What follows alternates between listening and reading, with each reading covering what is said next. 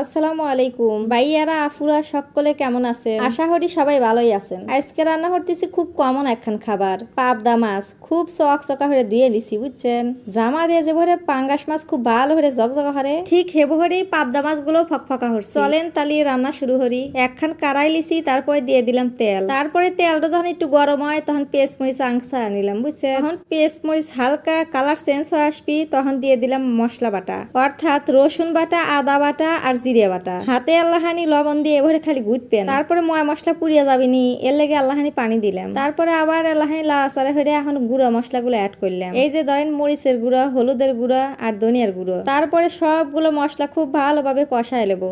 যখন এই যে উপর দিয়ে যে তেল ছেড়ে দিছে, এটাই মানে বুঝবেন যে হ্যাঁ আমার মশলা কষানো হয়ে গেছে।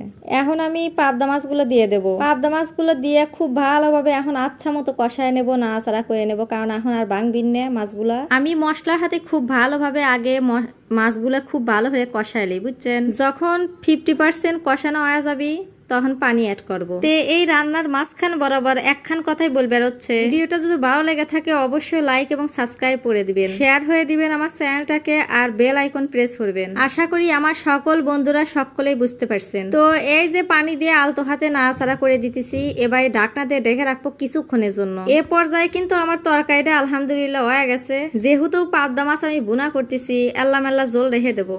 তো এই যে হয়ে গেছে, এখন আমি চুলার জালটা অফ করে দেব। আর আমার এই পাবদা মাছের রেসিপিটা কার কেমন লাগছে অবশ্যই কমেন্টে কিন্তু জানাবেন বাইরে বন্ধুরা এবং আফুরা আফারা সকলেই ভালো থাকবেন, সুস্থ থাকবেন। আল্লাহ হাফেজ, আসসালামু আলাইকুম।